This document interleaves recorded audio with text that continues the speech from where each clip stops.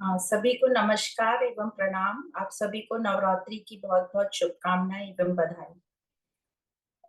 आज हम एकत्र हुए हैं नवरात्रि के उपलक्ष्य में ही श्री दुर्गा सप्तशती का जो विवरण है, जो चरित्र है, उसको समझने के लिए हम सभी ये दुर्गा सप्तशती नवरात्रि में पढ़ते हैं, उसका कथा करते हैं और पूजा करते हैं, उनको अर्चन करते हैं, नृत्य होते हैं। बट हमको उसका जो असली मीनिंग है वो क्या है, उसका डिटेल क्या है, हमें सिर्फ इतना पता है कि महिषासुर का उन्होंने वध किया था, जो असुर था। तो जब हम दुर्गा सप्तशती कुछ दिन पहले पढ़ रहे थे डिटेल में, तो थोड़ा बहुत कुछ समझ में आया और ऐसा लगा कि ये तो अभी तक हमें इतनी जानकारी नहीं थी, तो इसका भी हमने मर्म समझ लेना चाहिए एक बार। तो ये दुर्गा सप्तशती जो है, इसमें 13 अध्याय हैं और 700 श्लोक हैं और ये लिया गया है मार्कंडेय पुराण से। तो ये दुर्गा सप्तशती जो है मार्कंडेय पुराण से लिया गया है। इसको देवी भगवती महात्म्य के नाम से भी कहा जाता है। इसमें 13 अध्याय हैं और 700 श्लोक हैं और ये जो 13 अध्याय हैं, ये 3 चरित्र में बांटे गए हैं। इनको समझ लीजिए कि आप प्रकृति के जो 3 गुण हैं, तमोगुण, रजोगुण, सत्वगुण, उनके आधार पर बांटा गया है।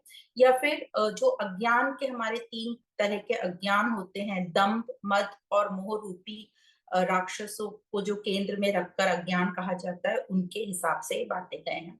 तो जो पहला चरित्र है उसको चरित्र एक पहला कहते हैं और इसमें अध्याय 1 आता है। इसमें देवी का तमोगुण रूप महाकाली का वर्णन है और मधु के कैटक नाम के असुरों का वध है और उसी के ऊपर चर्चा की गई है। जो दूसरा है, दूसरा चरित्र में आता है अध्याय 2, 3 और 4। ये जो दूसरा चरित्र है दुर्गा सप्तशती का, ये सबसे अधिक मान्यता वाला है। जो नवरात्रि में लोग यदि पूरा दुर्गा सप्तशती ना भी पढ़ पाए तो कहा जाता है ऐसा कि ये दूसरा चरित्र पढ़ लेने से भी उनकी जो भी उनका जो प्रोटोकॉल है कथा करने का, उसको भी मान्यता दी गई है। तो इसमें देवी का रजोगुण रूप, मतलब जो महालक्ष्मी या महादुर्गा कह लीजिए, उनका चरित्र बताया गया है और महिषासुर वध की कथा आती है। फिर जो तीसरा चरित्र है उसमें अध्याय 5 से लेके 13 तक, मतलब पूरा इसमें कहा गया है। इसमें देवी के सतोगुण रूप, मतलब महा सरस्वती के रूप का मेन केंद्र में रख के उद्देश्य है और इसमें 2 दैत्य शुंभ और निशुंभ का वध बताया गया है और देवी प्रसन्न होकर जो वरदान देती है उसके बारे में जिक्र किया गया है। जो मुक्ति के लिए ज्ञान की मुक्ति के लिए जो ज्ञान दिया गया है वरदान में देवी ने, उसके बारे में बताया गया है। तो ये मार्कंडेय पुराण से लिया हुआ श्री दुर्गा सप्तशती जो चरित्र है उसको हम पढ़ने जा रहे हैं और इसको देवी भगवती महात्म्य भी कहा जाता है। तो जैसे कि हमने बताया कि ये देवी के ऊपर है, देवी की महिमा बताया, देवी का महात्मा बताया। देवी मतलब कौन? तो देवी का मतलब प्रकृति है। जो भी कुछ हम देखते, समझते, सोचते हैं, वो सब प्रकृति है। तो ये पूरी प्रकृति का वर्णन है कि प्रकृति ही हमारी माँ है, प्रकृति ही माया है और प्रकृति ही मोक्षदायिनी है। तो ये जो प्रकृति है, इसको शक्ति का नाम दिया गया है, माया शक्ति, जो कि परम, जो हमारे शिव हैं, शिव की अभिव्यक्ति है ये शक्ति। तो शिव जब व्यक्त होता है, अभिव्यक्त होता है सगुण फॉर्म में, वैसे तो शिव जो परम है, जो सच सत्य है, वो तो निराकार है, निर्गुण है, पर जो व्यक्त होता है वो, तो वो शक्ति सगुण के रूप में जो हमें समझ में यहाँ आ रही है, प्रकृति माया, उसको शक्ति कहा गया है। अब कहते हैं कि ये जो शक्ति है यह सबकी माँ है, ब्रह्मा विष्णु महेश, सभी भगवान ईश्वर जिसको भी हम जानते हैं, उन सबकी ये माँ है। तो कथाओं के द्वारा अब ऐसा हमने भगवत गीता में भी प्रकृति के बारे में पढ़ा था और अब हम यहाँ भी पढ़ने जा रहे हैं। भगवत गीता में 7वें अध्याय में हमने परा और अपरा प्रकृति के बारे में पढ़ा था, और हमने 14वें अध्याय में 3 गुणों के बारे में पढ़ा था। और पूरे ही सभी वेदांत या उपनिषद आप कह लीजिए, वह यही बताते हैं कि कैसे इस प्रकृति के साथ हमारा तालमेल हो ताकि हमारी उन्नति हो। क्योंकि जो हम आत्मा के लिए जो हम प्रयत्न कर रहे हैं अपने स्वरूप में आने के लिए, जो सत स्वरूप जिसको हम आत्मा नाम से जानते हैं, आत्मा तो निराकार है, तो उसकी साधना हम कैसे करेंगे? उसकी साधना करने के लिए तो हमें प्रकृति की ही साधना करनी पड़ेगी, और उसी को समझकर हम प्रकृति को क्रॉस कर सकते हैं, जिसको अद्वैत वेदांत में माया कहा गया है। अद्वैत वेदांत में तो डायरेक्टली माया कह दिया गया। माया मतलब जो है नहीं पर हमें दिखाई पड़ती है, पर हमें तो ये माया बहुत ही सही सच प्रतीत हो रही है, तो हमारे लिए हम ऐसा नहीं कह सकते कि वो नहीं है पर हमें दिखाई दे रही है। तो जब हमें दिखाई दे रही है तो उस प्रकृति, उस माया के साथ हमारा व्यवहार कैसा हो? तो उपनिषदों में जो डायरेक्ट कह दिया गया है, ये जो माया, ये सब प्रकृति माया है, और इस जब माया है ही नहीं तो हम उसके साथ कैसा व्यवहार करें? है जो चीज है ही नहीं तो उसके साथ व्यवहार करने की भी बात नहीं उठती। पर यह जो उपनिषदों में सूत्र दिए गए थे, वो इतने डिफिकल्ट थे कि वो आम लोगों के समझ के बाहर थे। तो जब देखा गया कि उपनिषदों को पढ़कर लोगों को कुछ समझ नहीं आ रहा है, तो कुछ ऋषियों ने ऐसा सोचा कि इनको इजी कर कर लोगों के सामने लाएं, तो कि ताकि लोग अपने जीवन का महत्व समझ सकें और जो जीवन का मेन उद्देश्य है उस पर काम कर सकें। तो इसलिए ये उपनिषदों को जो इजी वे में लाने का एक तरीका था, उनको पौराणिक कहानियों द्वारा, कथाओं द्वारा सामने लाया गया। तो ये जो कथा पुराण इसलिए हैं कि जो उपनिषदों के गूढ़ रहस्य हैं, सिद्धांत हैं, वो हम तक पहुंचे, और फिर वो उन सिद्धांतों को समझकर हम सत्य तक पहुंच जाए। मतलब वही कथा पुराण जिसमें सिद्धांत इजी करके बताए हैं कहानियों के द्वारा, वो हमें सत्य तक ले जाए। तो इस प्रकार यह जो उपनिषदों का ज्ञान था, ये कथाओं और पुराणों में आया। अब ये जो हम बात करते हैं ब्रह्मा विष्णु महेश, तो इस प्रकार अलग अलग पंथ बने हुए हैं इस सृष्टि में। तो जो मेन 3 पंथ हैं वो हैं शैव पंथ, वैष्णव पंथ और शाक्त पंथ। जो शैव पंथ हैं वो शिव के उपासक हैं, जो वैष्णव हैं वो विष्णु के उपासक हैं, और जो शाक्त हैं वो देवी के उपासक हैं। तो ये जो और भी कई पंथ हैं, पर जो मेन है उसकी हम बात कर रहे हैं।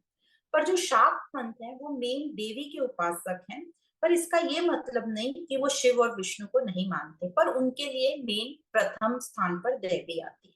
जो शैव पंथी है वो शिव को मेन मानते हैं, और वह देवी और विष्णु को शिव से पीछे रखते हैं। ऐसे ही वैष्णव विष्णु का रूप जो स्वरूप है उसको प्रथम स्थान पर रखते हैं, और देवी और बाकी शिव उनको वो पीछे रखते हैं।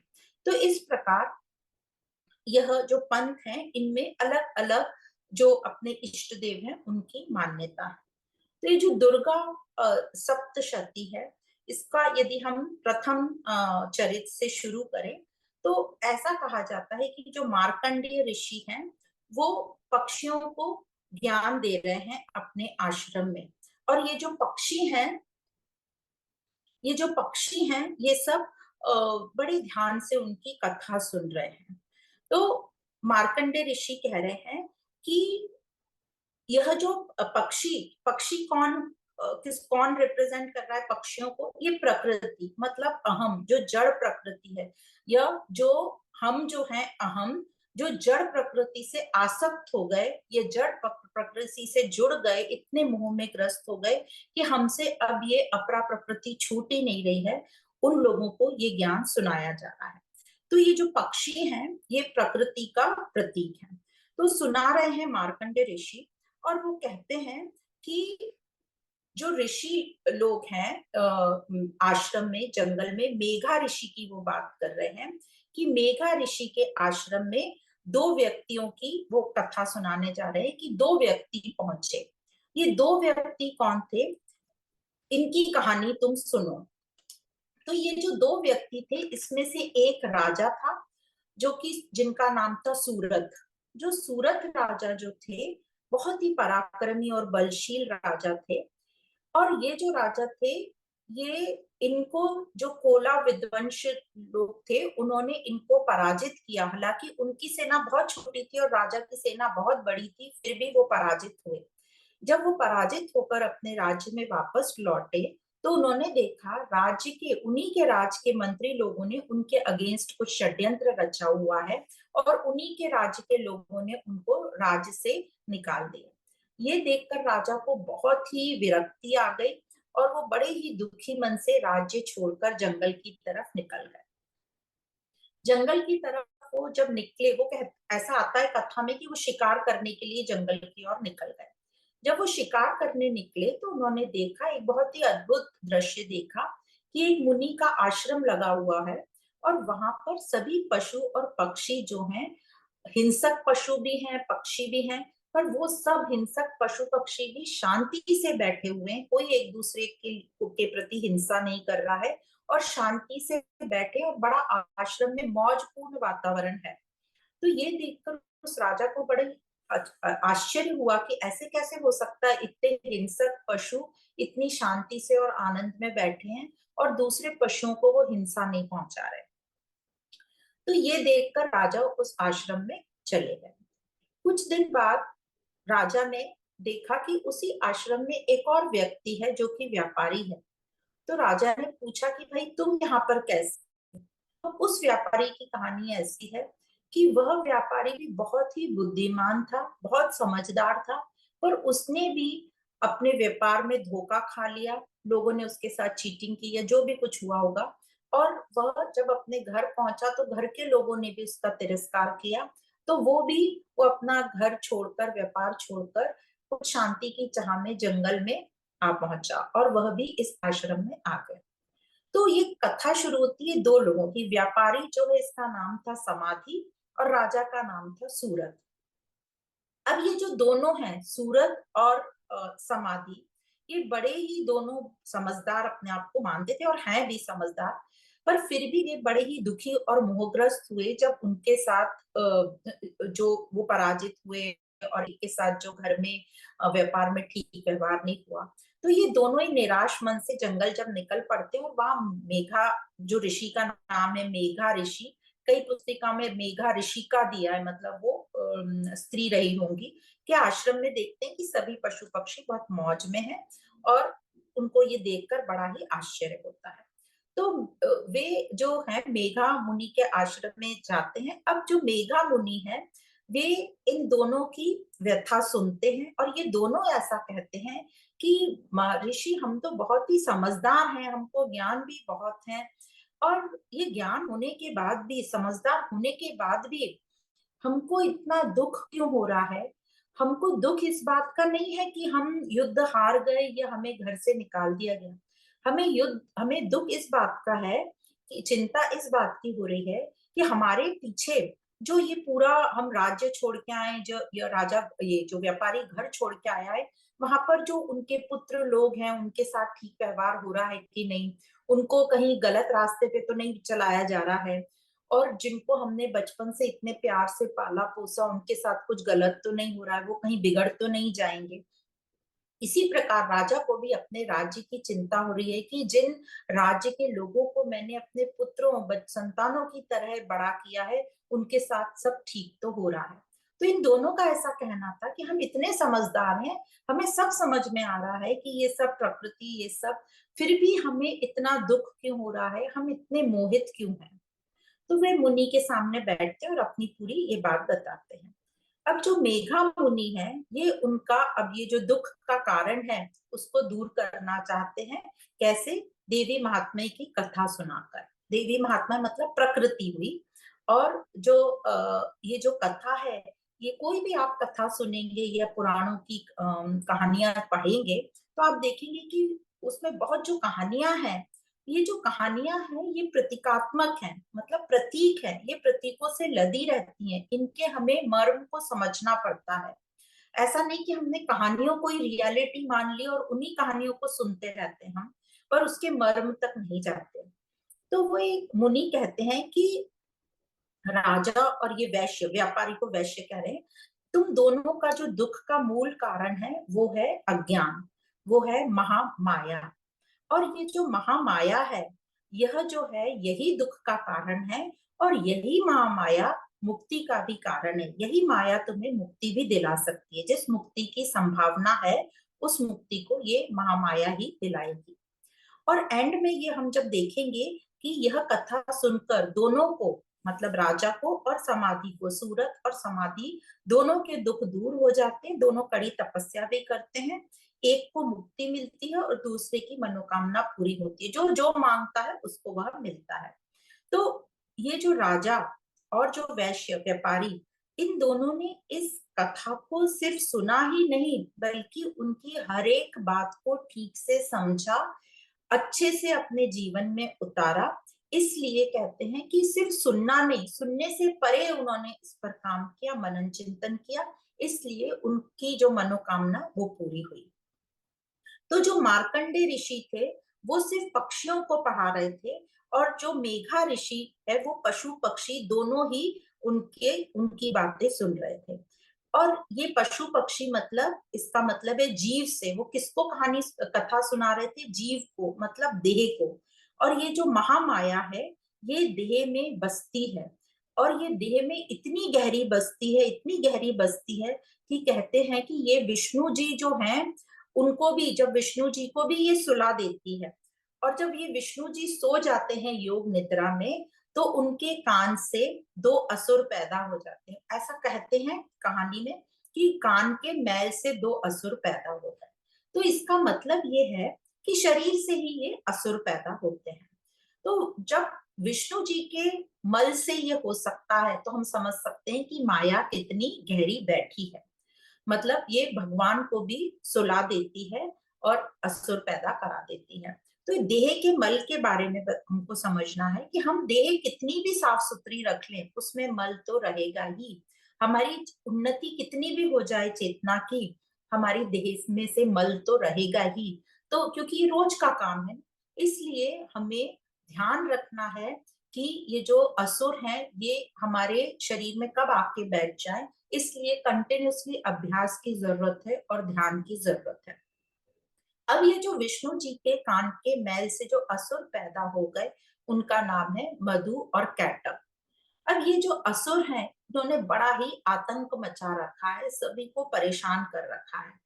अब जैसे कि हमने देखा कि इन असुरों ने देवी मतलब देवताओं की दैविकता को भी वो हटा देते हैं। अब जब इतना आतंक फैला हुआ था और इन असुरों से देवता इतने परेशान हो गए थे, तो जो ब्रह्मा जी हैं, वो गए विष्णु जी के पास कंप्लेन लेके इन असुरों की। पर उन्होंने देखा कि विष्णु जी तो सोए सोए पड़े हैं।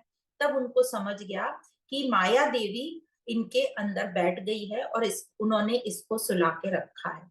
तो ब्रह्मा जी ने महामाया देवी की स्तुति की। तो स्तुति का बहुत बड़ा वर्णन है, बहुत तरीकों से उनकी स्तुति की गई।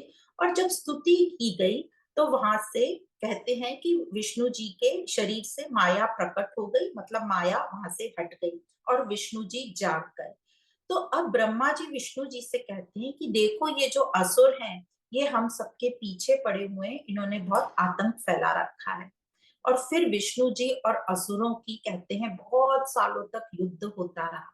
कथा में आता है कि 5,000 साल तक युद्ध होता रहा। अब जब कथाओं में हम पढ़ते हैं कि 5,000 साल तक कोई युद्ध कैसे हो सकता है, तो कहने का मतलब है कि लंबे समय तक ये युद्ध चला। कहने का यह भी मतलब है कि यह कहानियां, जो पुराण की हम कहानियां सुनते हैं, पुराण मतलब पुरानी टाइम की कहानियां, तो ये जो पुरानी टाइम की कहानियां हैं, वही चीज आज भी चली आ रही है, क्योंकि उस टाइम में जो वृत्तियां थी, वही वृत्ति आज भी मनुष्य के शरीर में है, क्योंकि तभी से वहां बैठी हुई है वृत्तियां, और वही वृत्ति आज भी जन्मे हुए बालक में मिल जाएंगी। तो कहने का मतलब, जो स्थितियां तब थी, वह स्थितियां आज भी है। आज भी हमारे अंदर पॉजिटिव नेगेटिव या देव और असुर दोनों बैठे हैं, और आज भी हमारे अंदर युद्ध चल रहा है, और बाहर भी हम प्रकृति में देख रहे हैं कि युद्ध चल रहा है।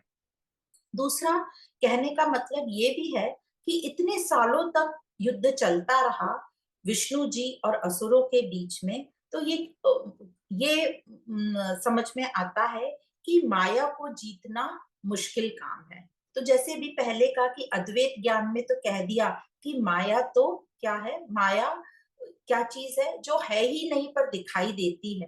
पर हमारे लिए जो माया जिसको हम असली समझते हैं, उसको तो इस प्रकृति से या जो भी दिखाई दे रहा है उस पर जीत तो हम नहीं बोल सकते, क्योंकि माया तो इस परमात्मा की सत्य की शक्ति है। तो न तो हम उसे हरा सकते हैं, न हम उसे जीत सकते हैं। पर हम उसे समझकर, उसके साथ तालमेल बिठाकर, उसका शोषण ना करके, उसको स्वीकार करके, उसका भी प्रोटेक्शन करके और उसका साथ लेके हम आगे बढ़ सकते हैं। तो माया देखती है कि विष्णु जी इतने सालों से असुरों के साथ युद्ध किए हुए हैं और पूरी अपनी ताकत से युद्ध कर रहे हैं। तो माया ने क्या किया, मतलब माया की ताकत देखो, उसने वो जो दो असुर हैं, मधु मधु और कैटब, उन दोनों की बुद्धि फेर दी। और अब क्या करने लगे ये असुर मधु और कैटब, ये सोचने लगे कि अरे, ये विष्णु तो बड़ा बलवान है, हम तो दो हैं, हम इतने बलवान हैं, पर ये तो हम दो को अकेला ही इतने सालों से हमारे सामने खड़ा है। मतलब ये कितना पराक्रमी है, कितना ये बल वाला है। तो मधु और कैटब को लगा कि चलो इससे हम खुश होकर इसको कुछ वर देते हैं। और उन्होंने विष्णु जी से कहा कि हम आपसे खुश हुए, आप वरदान मांगो, क्या मांगते हो। तो विष्णु जी भी बहुत इंटेलिजेंट, वो समझ गए कि अब तो बॉल मेरे कोर्ट में, तो उन्होंने मांग लिया, मैं चाहता हूं कि तुम दोनों का वध मेरे हाथ से हो। अब ये असुर भी कोई कम नहीं थे। इन्होंने सोचा कि अब क्या करें। तो वो उस जमाने में ये दोनों मधु और कैटब ने देखा कि सब जगह पृथ्वी पे, सृष्टि पे जल ही जल है। तो उन्होंने बोल दिया, ठीक है, तुम हमारा वध कर सकते हो, पर ऐसी जगह करना जहां जल नहीं हो। तो बस विष्णु जी ने उन दोनों को गर्दन से उठाया, कहते हैं अपनी जंघा पर रखा और दोनों के सर काट दिए। और इस प्रकार मधु और कैटब दोनों का वध होता है। अब यह जो योग निद्रा है, यही माया है और यही प्रकृति है। तो इसी को हम माँ कहते हैं, जो शक्ति है, इसी को माँ कहा है। मतलब प्रकृति ही हमारी माँ है, क्योंकि वही हमें जन्म देती है। ये देह जो हमारा आया है, प्रकृति से ही आया है। तो माँ ही बंधन का कारण है, या माँ ही बंधन है। मतलब जब हम सोए रहते हैं, मतलब जब हम अज्ञानता में रहते हैं, तो ये माँ ही बंधन का कारण है। मतलब प्रकृति से हम मोहित रहते हैं और उसी से बंधे रहते हैं। पर जब हम ज्ञान के प्रकाश में जाग जाते हैं, तो ये माँ ही मुक्तिदायिनी हो जाती है। जब हम इसकी स्तुति करते हैं, इसको समझ लेते हैं, तो यही हमारी मुक्तिदायिनी है। तो इस प्रकार यहाँ बताते हैं कि कैसे ये प्रकृति ही बंधन का कारण है, माँ, और यही मुक्तिदायिनी है। तो ये जो देवता लोग हैं, ये बहुत खुश हो गए और ये अब देवी की स्तुति करने लगे। तो कि उन्होंने दैत्यों से बचा लिया, ये महामाया की स्तुति करने लगे। स्तुति का मतलब होता है कि हम अपने को झुका लेते हैं, हमारे हमारे सामने कोई हमसे बड़ा है, हमसे शक्तिशाली, और हम उससे बहुत छोटे हैं। स्तुति का मतलब होता है एक और कि अपनी गलती को हम देख लेते हैं और हम समझ लेते हैं कि जो भी कुछ गलत हो रहा है, ये हमारे कारण हो रहा है, और हम दूसरों को दोष देना बंद कर देते हैं, दूसरों की निंदा करना बंद कर देते हैं, और सामने जो हमसे बड़ा है उसको नमन करते हैं। और हम समझ जाते हैं कि अहंकार ही हमारे बंधन का कारण है। यह हमें ये मुनि लोग ज्ञान दे रहे हैं कि अहंकार के कारण ही बंधन होता है, फिर दुख होता है। तो और फिर हम प्रकृति को दोष देते हैं। तो स्तुति का मतलब, हम अब प्रकृति को दोष न दें, हम प्रकृति को समझें और उस प्रकृति की स्तुति करें।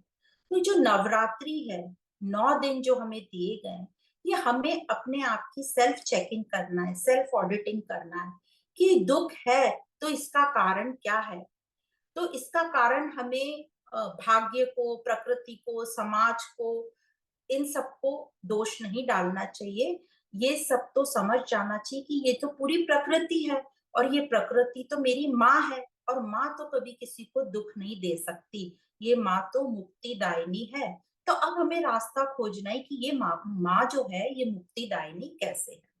तो जो 9 दिन है ये हमें मिले हैं प्रायश्चित करने के लिए, ताकि आज तक जो भी हम लोगों को दोष दे रहे थे, हम वो दोष देना बंद करें और अब हम समझ जाएं कि ये प्रकृति क्या है, और हम समझ गए तो हम दोष देना बंद कर देंगे।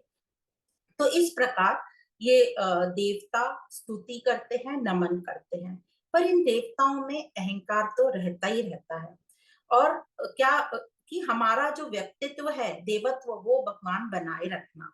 वो प्रार्थना करते हैं कि दैत्यों का नष्ट करो पर हमारा वर्चस्व बनाए रखो। तो यहाँ हम बताने की कोशिश कर रहे हैं कि देवताओं में और दैत्यों में बहुत ज्यादा फर्क नहीं है। देवता भी नमन करते हैं, दैत्य भी एक प्रकार से स्तुति या प्रार्थना करते हैं। दैत्य भी कहते हैं कि हम बलशाली हैं और हमारा स्थान सबसे ऊंचा रहे, हम आपकी जगह ले ले, वो भगवान को इस प्रकार कहते हैं। तो स्तुति दोनों ही करते हैं, पर दोनों अलग अलग चीज मांगते हैं। देवता अपना वर्चस्व मांगते हैं कि हमारा वर्चस्व सिर्फ बना रहे, हम आपसे छोटे हैं, बस दैत्यों का नष्ट कर, दैत्यों को, असुरों को नष्ट कर दो। और दैत्य बोलते हैं हम ही बलवान है, सारी सत्ता का मालिक हमें बना दो। तो देवता और दैत्य में बहुत ज्यादा फर्क नहीं होता, और हमारे में ही देवता है और हमारे में ही दैत्य है। तो ये ब्रह्मा जी हैं जो स्तुति करते हैं, और इस सप्तशती किताब में ये स्तुति दी गई है। और स्तुति कहते हैं कि माँ तुम तो भगवान विष्णु को भी सुला सकती हो, और तो हम तुम्हारी तो क्या ही प्रशंसा करें, क्या तुम्हारे प्रशंसा में हम गुण गाएं। तुम ही महाविद्या हो, तुम ही महामाया हो, तुम ही माँ मेघा हो, तुम ही स्मृति हो, तुम ही महारूपा महादेवी हो, और तुम ही काल रात्रि महारात्रि और मोहरात्रि हो। और तुम्ही ने भगवान विष्णु शंकर और मुझे ये शरीर धारण कराया है। मतलब ये तीनों की माँ है, ब्रह्मा विष्णु और महेश की। अतः तुम्हारी स्तुति करने की शक्ति किस में है देवी। इस प्रकार ब्रह्मा जी इस प्रथम अध्याय में स्तुति करते हैं। तो ये मधु कैटक के वध के साथ ये जो प्रथम अध्याय है ब्रह्मा जी की स्तुति के साथ समाप्त होता है। तो यहाँ ये बताया जाता है कि देवी जो है वो कैसे महामाया है, और कैसे हम उसको समझ सकते हैं और अपने अंदर के आलस का हम नाश कर सकते हैं। तो जो भी हमें यदि अपनी उन्नति चाहिए, तो मेहनत मेहनत जो है, संघर्ष जो है, वो हमें ही करना पड़ेगा, और हमें इस अपने आलस को, निद्रा को भगाना पड़ेगा। तो इस प्रकार इस पहले अध्याय में ये बताया गया है। अब आगे जो है दूसरा अध्याय आता है। दूसरा अध्याय में बताते हैं, दूसरे चरित्र में आता है दूसरा, तीसरा और चौथा अध्याय। और अब यहाँ बताते हैं कि देवताएं फिर से आ गए देवी की स्तुति करने। क्यों आ गए फिर से स्तुति करने? क्योंकि फिर से दैत्य उत्पन्न हो गए। और ये दैत्य कौन है? ये महिषासुर तो मेन है, और भी बहुत सारे दैत्य हैं।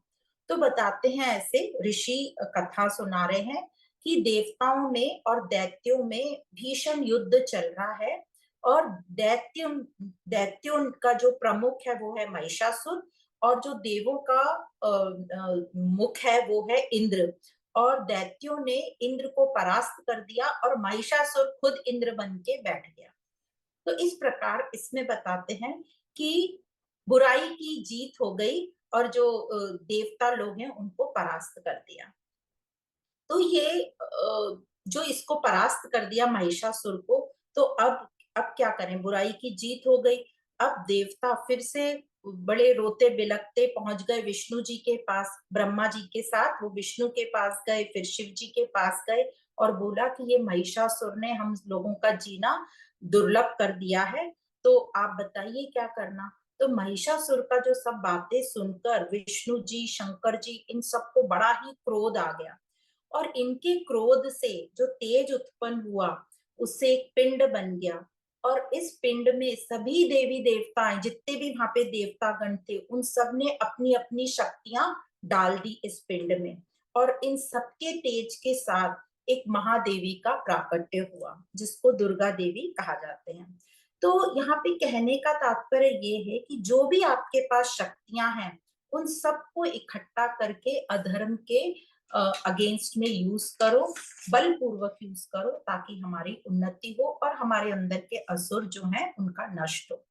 तो ये जो सुंदर स्त्री जो देवी के रूप में अवतरित हुई, ये बड़ी ही आकर्षक दिखने वाली, बड़ी ही सुंदर और साथ साथ ही बड़ी ही डरावनी दिखने वाली भयानक छवि की थी महादेवी महादुर्गा, जो दैत्यों को मतलब असुरों को तो बहुत डरा रही थी, क्योंकि वो बहुत अंदर से क्रोधित थी कि असुरों ने इतना जो प्रकृति को डिस्टर्ब करके रखा है उसके लिए, क्योंकि ये महिषासुर के वध के लिए उत्पन्न हुई थी। तो कहते हैं कि ये जो क्रोध है देवी का, ये उसने सही जगह यूज किया महिषासुर के वध के लिए, जो प्रकृति का शोषण कर रहा था। तो कोई भी गुण जो है हमारे पास, जो भी हमारे पास गुण मिला हुआ है, उसका कभी भी जो है उसका ठीक प्रकार से यूज किया जाए। कई बार ये जो अवगुण, क्रोध को तो हम अवगुण मानते हैं, पर ये देवी ने उसका कितना सही यूज किया महिषासुर के वध के लिए। तो अब ये क्रोध का गुण क्या हो गया, ये तो दैवी गुण बन गया। उसी प्रकार हो सकता है हमारे यहाँ, हमारे पास बहुत ही सद्गुण हो, दैवी गुण हो, पर हम उनको गलत चीजों के लिए यूज करेंगे तो वो अवगुण बन जाएंगे। जैसे समझो हमारे पास सेवा करने का गुण है, पर हम प्रकृति के मोह में ही लगे हैं, वो सेवा में, सेवा करते करते हम इतने मोहित हो गए कि हम सेवा वो छोड़ ही नहीं रहे वहां से मोह, तो ये अवगुण हो गया। या धीरज का गुण है, हमने अपने आलस को बढ़ाने में इतना धीरज रख लिया कि वो अवगुण हो गया हमारा धीरज का गुण। तो इसलिए ये जो कोई भी हमारे पास गुण हो, चाहे सत्वगुण हो, चाहे रजोगुण, चाहे तमोगुण, वो है तो सब प्रकृति के ही। तो उनको हमें ठीक प्रकार से जब हम यूज करेंगे तो वो सद्गुण बन जाएंगे, और जब उनका दुरुपयोग करेंगे, गलत जगह यूज करेंगे, तो वो अवगुण बन जाएंगे। तो नवरात्रि का मतलब है प्रकृति का जो हम शोषण कर रहे हैं उसको हमें बंद करना। तो प्रकृति के शोषण का तो हमने हाल ही में एक नतीजा देख लिया। जब प्रकृति का शोषण किया जाता है तो ये जो दैवी रूप आता है, ये मत समझना ये सच का एक ऐसा व्यक्ति बन जाती है देवी और सचमुच की कोई देवी आ जाती है। ये सब प्रतीकात्मक है, ये सब हमारे अंदर सूक्ष्म रूप से होता है। तो जैसे एक ही वायरस, मतलब वो कितना प्रकोप डाल दिया कि पूरी सृष्टि को जिसने हिला डाला, मतलब महादेवी का उसने रूप ले लिया और पूरी सृष्टि को बिना कुछ बोले, बिना कुछ करे, सबको स्टैंड स्टिल कर दिया। और कुछ महीनों बाद हमने क्या देखा कि हवा स्वच्छ हो गई, सब कुछ प्रकृति एकदम स्वच्छ हो गई। तो इस प्रकार ये जो देवी है इस प्रकार अवतरित होती हैं और अपना, क्योंकि हमने प्रकृति का शोषण किया। अब कई लोगों का ऐसा कहना होता है कि हमने तो वहां शोषण नहीं किया था, पर सजा तो हमको भी मिली।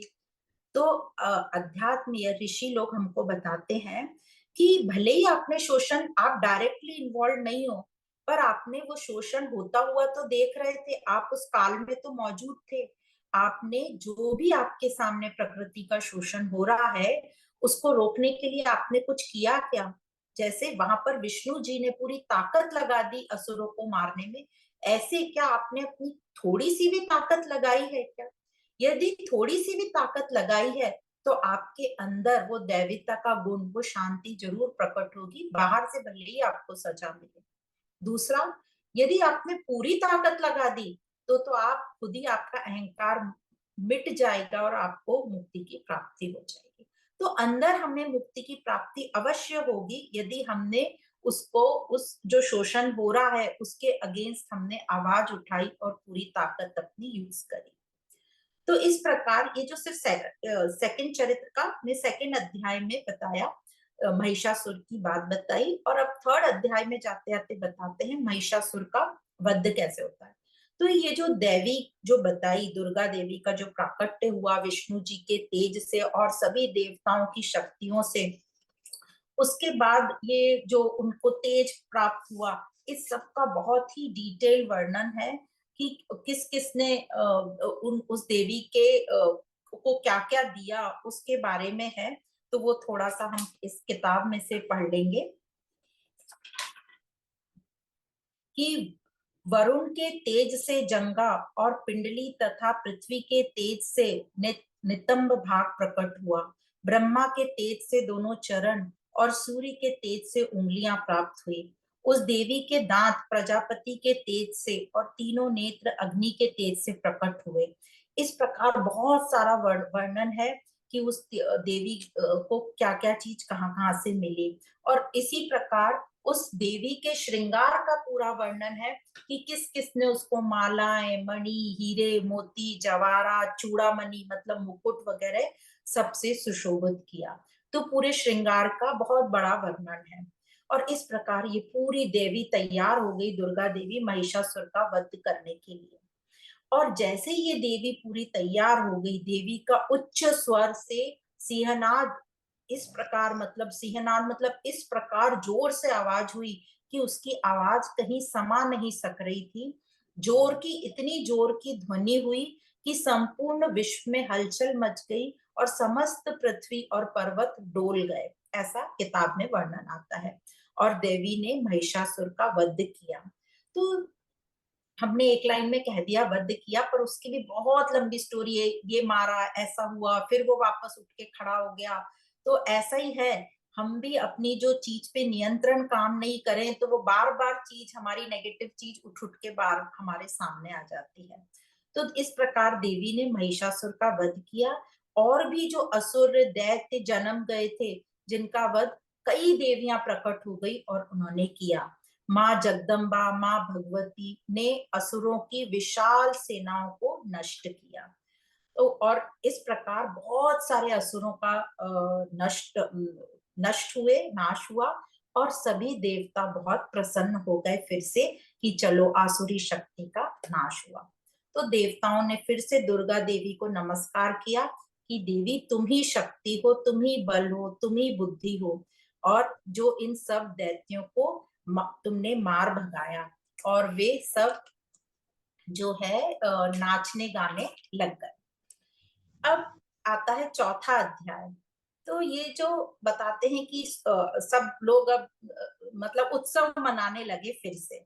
और फिर बताते हैं कि फिर से संकट आ गया, फिर से देवता जो है देवी की स्तुति करने लगे, क्योंकि फिर संकट आ गया, क्योंकि असुर फिर खड़े हो गए आके।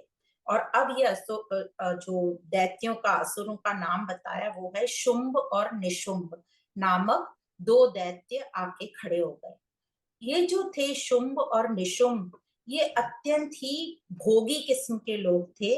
और ये बहुत ही प्रकृति का शोषण कर रहे थे।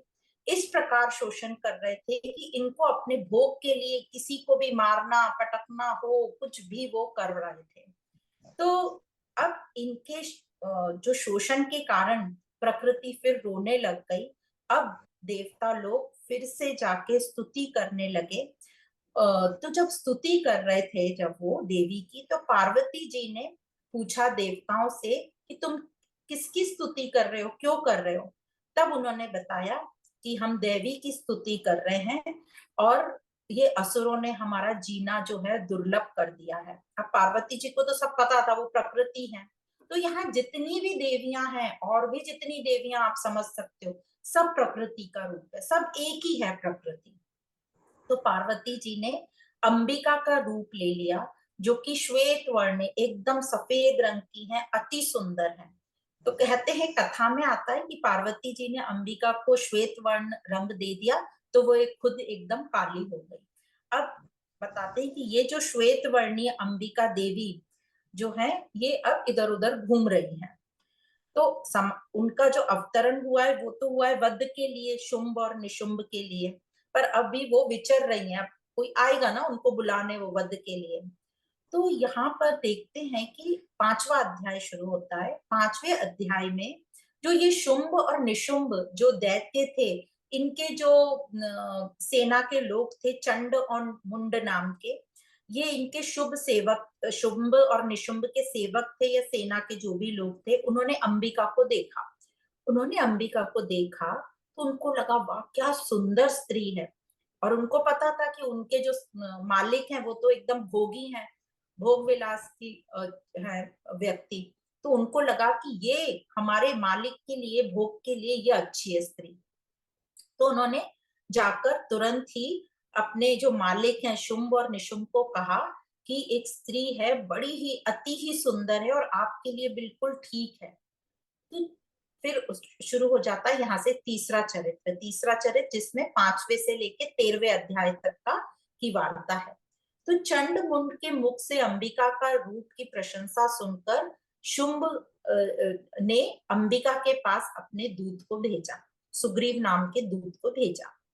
तो दूत ने अंबिका के पास पहुंचे और कहने लगे, शुंभ और निशुंभ की प्रशंसा की उसने, बहुत की बहुत अच्छे हैं और बहुत बलवान हैं और तुम्हारे लिए विवाह योग्य एकदम ठीक है, चलो हमारे साथ, उनकी ये आज्ञा है कि तुमको लेके आना। तो ये देवी थी अंबिका जी, इन्होंने कहा कि भाई मैं बहुत माना कि तुम्हारे जो मालिक हैं बहुत ही बलवान है, पर मैं तो बहुत अल्प बुद्धि वाली हूँ और मैंने प्रण कर रखा है कि जो मुझे संग्राम में जीत लेगा, जो मेरे अभिमान का को चूर चूर कर देगा, वही मेरा स्वामी होगा। तो दूत ने कहा कि तुम तो बहुत ही घमंडी हो। तो देवी ने कहा बस हूं तो हूं, ये मेरा प्रण है, जाके कह दो अपने मालिक से, मैं ऐसे नहीं चलने वाली। तो दूत लौट गए और उन्होंने शुंभ और निशुंभ को यह बात बताई। तो यह बात सुनकर शुंभ और निशुंभ बहुत ही क्रोधित हुए।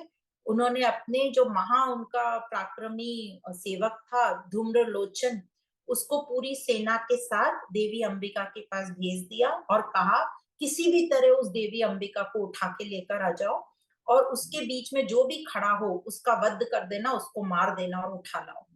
तो इस प्रकार बताते हैं शुंभ और निशुंभ इतने भोगी हैं, भोग के लिए वो किसी भी प्रकार का किसी भी हद तक शोषण कर देते थे, हिंसा कर देते थे लोगों के साथ। तो अभी आप हमको ये नहीं भूलना है कि कथा चल रही है, राजा सूरत और समाधि को सुना रहे हैं ऋषि, उनका मोह दूर करने के लिए, और साथ साथ ये हमको भी सुनाई जा रही है हमारा मोह दूर करने के लिए। तो फिर आता है 6th अध्याय जहां धूम्रलोचन का वध बताया जाएगा। तो धूम्रलोचन पूरी प्रजा के साथ, पूरी अपनी सेना के साथ पहुंच गए अंबिका के पास और बोलने लगे देवी चलो, नहीं चली तो मैं तुम्हें घसीट के लेके जाऊंगा। तो अंबिका को बहुत गुस्सा आया, देवी अंबिका को। उन्होंने सिर्फ कहा हूं, हूं कहा, ऐसा आता है कथा में। हूं शब्द के उच्चारण मात्र से ही वो धूम्रलोचन पूरा भस्म हो गया, उसकी सेना पूरी भस्म हो गई। मतलब उनमें इतनी ताकत थी, इतना बल था, मतलब इतना दृढ़ निश्चय था कि हम असुरों को पैदा नहीं होने देंगे। और इस प्रकार 6ठे अध्याय में धूम्रलोचन का वध बताया गया, सिर्फ हुंकार, हूं से, अंबिका के हूं से उसका, तो वो भस्म हो जाता है। फिर 7वां अध्याय शुरू होता है। 7वें अध्याय में अब ये जो निशुंभ और निशुंभ है, इनको ये पता चला तो उनको बहुत क्रोध आया और उन्होंने अपने वो दोनों छोटे सेवक चंड और मुंड जो आए थे बताने की बहुत सुंदर है अंबिका, उनको भेजा। हाँ, अब ये चंड और मुंड तो अंबिका के सामने कुछ भी नहीं है। तो चंड और मुंड पहुंच गए अंबिका के सामने कि देवी चलो, बुलाया है आपको, नहीं तो घसीट कर ले जाएंगे। देवी ने उनकी तरफ देखा और चंड और मुंड की दोनों की गर्दन पकड़ के मरोड़ दी और वहां चंड और मुंड का भी वध हो जाता है। तो 7वें अध्याय में चंड मुंड का वध बताया और इसीलिए इस देवी का नाम पड़ा चामुंडा देवी। ठीक है, ये हो गया 7वां अध्याय। अब शुंभ और निशुंभ की क्या हालत होगी, क्रोध से एकदम आग बबूला। 8वां अध्याय शुरू होता है। तो कई दैत्य भेजे शुंभ और निशुंभ ने, जिनका देवी चंडिका ने वध कर दिया। अब बहुत हैं स्टोरीज में नाम, हम यहाँ मेन मेन नाम ले रहे थे। तो अब क्या करें, तो उन्होंने एक महादैत्य था रक्त बीज नाम का, उसको भेजा। अब रक्त बीज की ऐसी स्टोरी है, रक्त बीज को वरदान मिला हुआ था कि जब भी उसका कोई वध करेगा या कोशिश करेगा, तो उसके शरीर से जो खून की बूंदें पड़ेंगी रक्त की नीचे जमीन पर, वो फिर एक दैत्य प्रोड्यूस कर देगी। फिर एक दैत्य का जन्म हो जाएगा, जितनी बूंदें गिरेंगी उतने दैत्य आ जाएंगे। अब रक्त बीज को देखकर देवी को भी क्रोध आया और बताते हैं कि ये रक्त बीज का भी देवी ने जो है वध किया। और भी बहुत सारे दैत्य और बहुत सारी देवियां आई जिन्होंने सभी दैत्यों का वध किया। देवी काली, चामुंडा, इन सब ने मिलकर सभी दैत्यों का किया और चामुंडा देवी ने भी ये जो रक्त बीज का, देवी काली ने किया शायद, रक्त बीज का वध कर दिया। अब नाम अलग अलग है, देवी एक ही है। अब जब रक्त बीज बीज का जो रक्त रक्त बीज का जब वध हुआ, तो जैसे ही रक्त नीचे गिरने लगा, तो वो देवियों ने रक्त जो नीचे गिरने नहीं दिया, और वो रक्त को अपने मुंह में डाल लिया, पी लिया, ताकि और असुर पैदा नहीं हो। तो ये जो रक्त पीने का, या इसी को मदिरा पान कई जगह बताया जाता है कि देवी के सेलिब्रेशन में तो मदिरा पान होता है, रक्त पीती है देवी। तो रक्त पीना मतलब क्या? रक्त पीना मतलब जो असुर है उनका रक्त पिया, उनको डाइजेस्ट कर लिया, ताकि और असुर पैदा नहीं हो। तो इस तरीके से उसको है, और हमें लगता है कि वो लोगों को मारकर उसका रक्त पी रहे हैं। तो ये बात बहुत अच्छे से हमें समझना है कि देवी को जो बताते हैं, कई जगह ये प्रथा है कि मदिरा पीना, रक्त पीना, और लोग एग्जाम्पल देते हैं। तो हमें ठीक प्रकार से पता होना चाहिए, रक्त बीज और असुर ना पैदा हो, इसलिए देवी ने वो रक्त लेके अपने मुंह में रख लिया। जैसे शंकर जी ने वो जहर लेके अपने गले में रख लिया, ठीक है, उसी प्रकार ये देवी ने रक्त लेके अपने गले में जमा कर लिया। और बताते कि देवी के गले में मुंड की माला है, बताते ना सरों की, तो लोग भूत प्रेत समझते हैं। सर मतलब हमारा ये अभिमान। तो ये देवी वही है जो हमारे अभिमान को नष्ट करेगी, जब हम ये ठीक प्रकार से देवी को, इस प्रकृति को समझ लेंगे। तो इस प्रकार ये रक्त बीज का भी जो है वध हो जाता है। और फिर शुरू होता है 9th अध्याय, जहां अब बताएंगे आगे कि निशुंभ का वध होता है। पर उसके पहले ये जो राजा सुन रहे हैं कथा, राजा सूरत, ये ऋषि से कहते हैं, मैं बड़ा आतुर हूं कि रक्त बीज के वध के बाद शुंभ और निशुंभ ने क्या किया होगा। तो ऋषि कहते हैं, शुंभ और निशुंभ तो अति क्रोधित थे।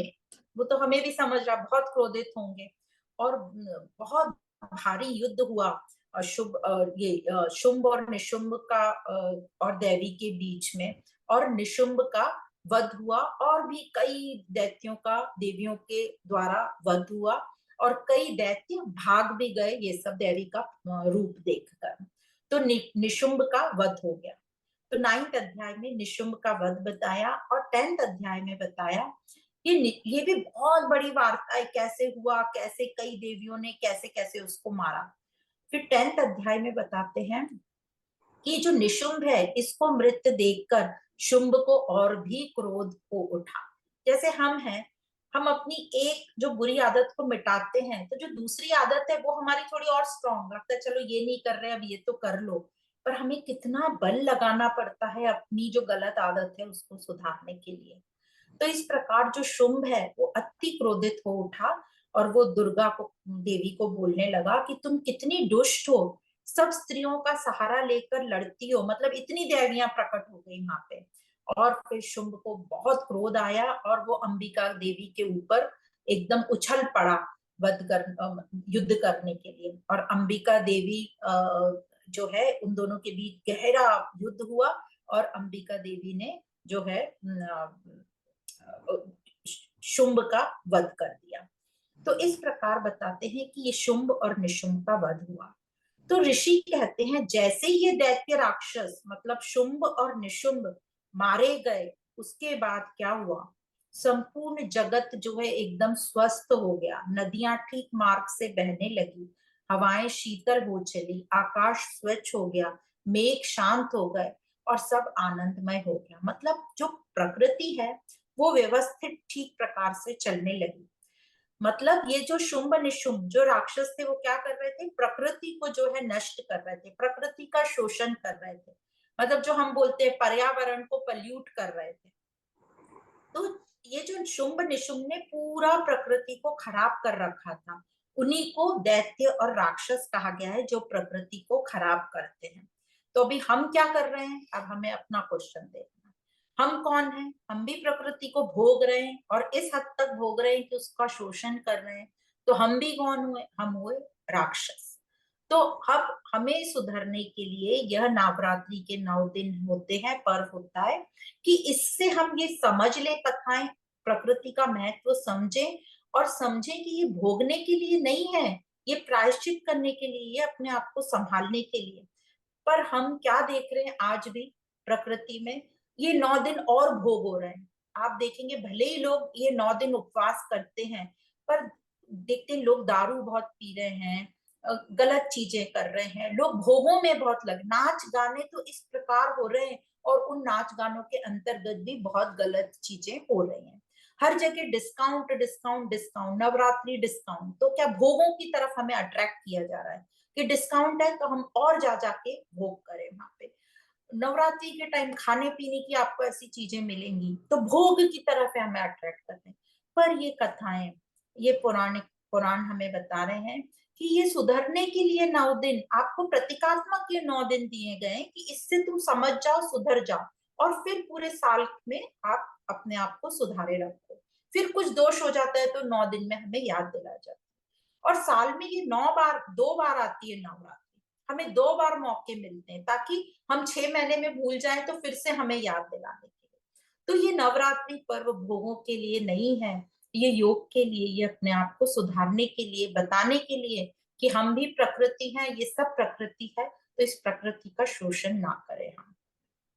तो इस प्रकार ये जो हमारे ही अंदर की बात बता रहे हैं, हमारे अंदर भी देव भी हैं और असुर भी हैं और उनके बीच ये युद्ध चल रहा है।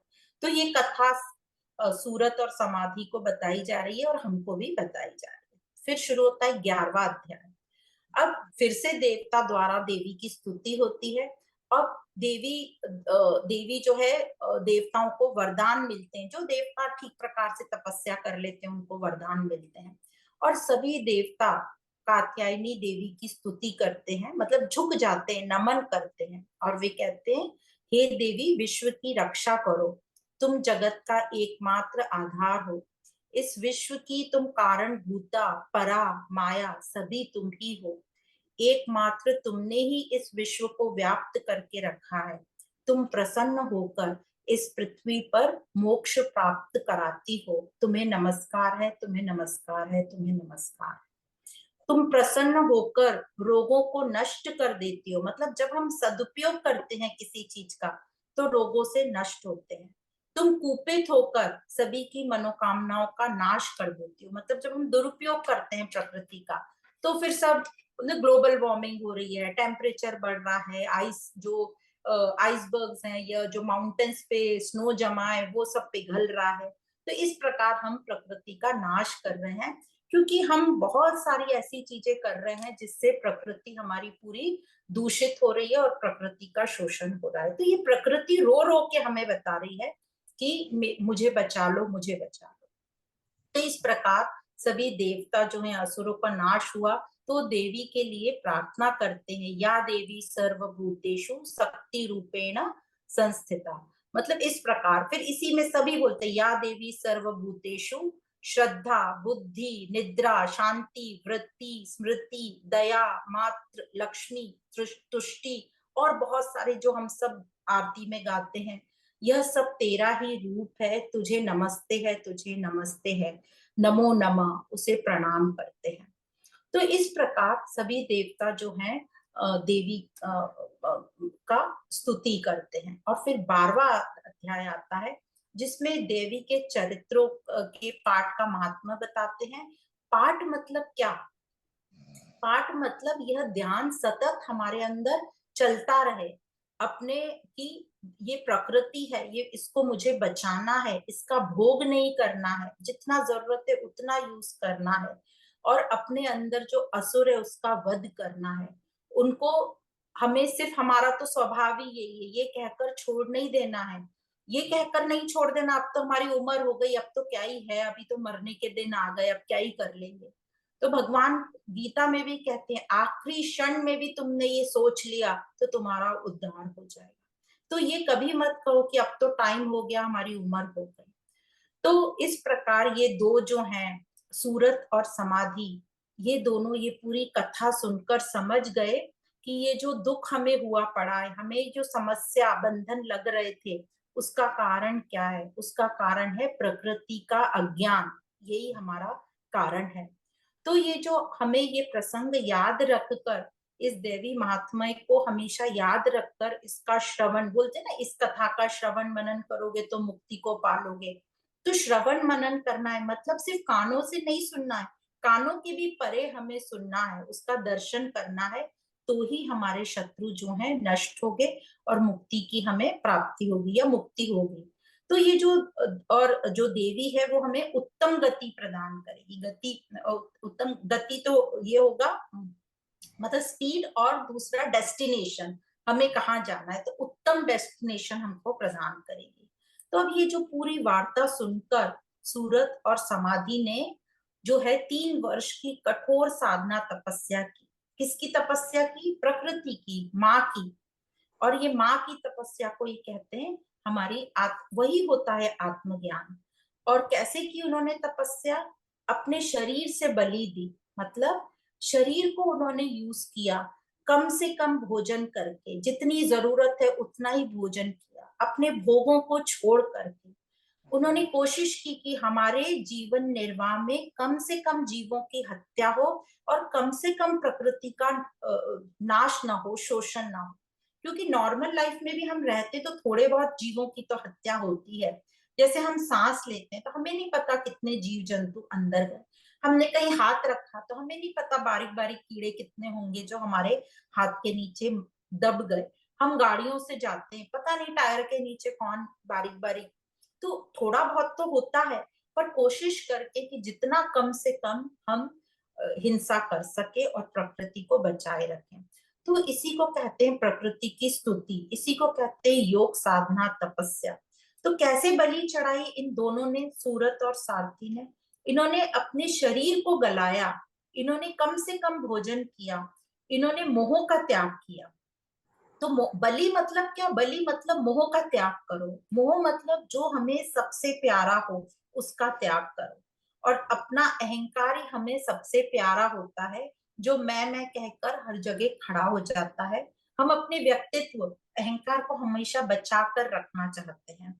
तो इसीलिए देवताओं का अहंकार बचा है ना, इसलिए देवता हमारे जो अद्वैत ज्ञान में देवता लोग या एकदम उच्च स्थान पर नहीं है, देवों के भी ऊपर जाना है। देव सिर्फ स्वर्ग लोग मतलब सिर्फ सुख पाते हैं, पर हमें वो सुख दुख से भी आगे मुक्ति तक जाना है, ऐसा हम अद्वैत ज्ञान वेदांत उपनिषदों में पढ़ते हैं। तो हमें जो अपना अहंकार प्यारा है, मैं अहंकार, और ये मैं अहंकार जो हो जाता है इसी से ही हमें देह आसक्ति होती है।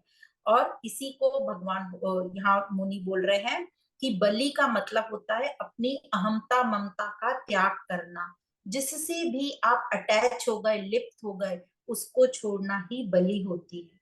पर हम समाज ने, लोगों ने भूल से क्या कर दिया कि बलि पशु पक्षियों की, मनुष्यों की बलि चढ़ाने लगे और सोचने लगे इससे देवी प्रसन्न होगी। वो किस लिए? स्वार्थ के लिए, या अपनी कुछ अंदर की कोई क्रूरता निकालने के लिए, शोषण करने की आदत निकालने के लिए, और हम अधर्म फैलाने लगे। तो ये नहीं होगी प्रकृति की साधना या तपस्या। वो होगा, यदि सही तपस्या है तो वो है, सही साधना है तो मोह का त्याग। तो इसी प्रकार योग साधना से हम पूरी प्रकृति को जान सकेंगे कि प्रकृति क्या है, क्योंकि सभी कुछ तो प्रकृति है, हम प्रकृति के बीच ही रह रहे हैं और प्रकृति से ही हम आगे बढ़ेंगे, उसी का हेल्प लेके, उसका सदुपयोग करके। तो कहते हैं ना, जब हम प्रकृति का सदुपयोग करेंगे तो वो हमें अपनी गोद में बैठा लेगी। यदि हम उसका दुरुपयोग, क्योंकि वो हमारी माँ है, और यदि हम उसका दुरुपयोग करेंगे तो वो काली देवी बन जाएगी, फिर तो वो हमें भी, हमारा भी भक्षण कर जाएगी। तो इसलिए कहा है कि प्रकृति की साधना बताई, और इस प्रकार हम प्रकृति को जान पाएंगे और समझ पाएंगे कि मेरा तो कुछ है ही नहीं, सब कुछ प्रकृति का ही है। इसीलिए हम बोलते हैं ना, तेरा तुझको अर्पण क्या लागे मेरा। पर वो सिर्फ हम शब्दों में बोल देते हैं, हमें इतनी समझ नहीं होती है। तो इस प्रकार बोलते हैं कि ये इन दोनों ने, सूरत और समाधि ने तपस्या करी, घोर तपस्या की 3 वर्ष, और देवी उनकी तपस्या से प्रसन्न हो गई, क्योंकि उन्होंने सही की बलि चढ़ाई, मोह का त्याग किया। और देवी ने कहा कि तुम दोनों से मैं प्रसन्न होती हूँ, मांगो, तुम जो चाहोगे वो तुम्हें मिलेगा। तो यहाँ 12वां अध्याय समाप्त होकर लास्ट 13वां अध्याय शुरू होता है। सूरत और वैश्य समाधि को देवी का वरदान प्राप्त होता है। देवी ने वरदान जैसे ही मांगने को कहा, तो राजा सूरत और व्यापारी समाधि, इन दोनों ने अपने अपने वरदान मांगे। राजा ने मांगा, जैसे पहले कहा था कि व्यापारी थोड़ा ज्यादा बुद्धिमान है, तो राजा ने क्या मांगा मुझे मेरा हारा राजपाट वापस मिल जाए, और कहा मुझे आगे के लिए भी ऐसा राजपाट मिले जो कभी हारा नष्ट ना हो, ऐसी चीज उसने मांगी। तो देवी ने भी तथास्तु कहा और कहा कि तुम्हें तुम्हारा राजपाट भी मिल जाएगा, और नेक्स्ट आगे के लिए कहा कि आगे तुम सूर्य के वंशज होगे, मनु नाम से तुम विख्यात होगे। तो इस प्रकार राजा को उसका वरदान मिला। अब व्यापारी ने कहा कि मुझे कुछ नहीं चाहिए, मैंने तो सब देख लिया, ये सब जो चीजें हैं ये दुख देती हैं, क्योंकि ये व्यापारी थोड़ा बुद्धिमान था, उसको व्यापार करना अच्छे से आता था। उसने कहा मुझे तो इन सब से मुक्ति चाहिए, मुझे तो आप अहमता ममता नाश करने वाला, ये आसक्ति को नाश करने वाला मुक्ति दे दो। तो देवी ने कहा कि तुम्हें मैं मुक्ति के लिए ज्ञान देती हूँ, और उसे ज्ञान का वरदान दिया। तो यहाँ एक और देखने वाली बहुत अच्छी चीज है कि देवी ने भी डायरेक्टली मुक्ति नहीं दी, उसको कहा तुम्हें ज्ञान देती हूँ जिससे तुम्हें मुक्ति की प्राप्ति होगी। तो इस प्रकार ज्ञान का बहुत इंपॉर्टेंस है। जो भी भक्ति के मार्ग पे होते हैं वो बोलते हैं ज्ञान का इतना इंपॉर्टेंस नहीं है, तो उन्हें हमें समझ, वैसे तो ज्ञान और भक्ति एक ही चीज होती है, एक लेवल पे जाके देखेंगे हम तो, बट भक्ति के लिए भक्ति भी एंड में जो है वो ज्ञान मांगती है, और ज्ञान से ही आपकी मुक्ति होती है। तो इस प्रकार दोनों को वरदान देकर देवी जो है स्तुति सुनकर वहां से अंतर्धान हो गई या चली गई, ऐसा वार्ता में आता है। तो इस प्रकार ये जो दुर्गा सप्तशती की कथा है, यह महत्वपूर्ण है। ये हमें ये बताती है कि कैसे ये प्रकृति जो है यही हमारी माँ है और यही मुक्तिदायिनी है। इसका हम शोषण न कर कर ठीक प्रकार से इसको यूज करें, और इसकी हम स्तुति करें, तभी हमें आगे मुक्ति मिल सकती है। तो इस प्रकार ये सप्तदशी की जो वार्ता है यहाँ पे समाप्त होती है। आप सभी को बहुत बहुत धन्यवाद, और नवरात्रि की बहुत बहुत शुभकामनाएं।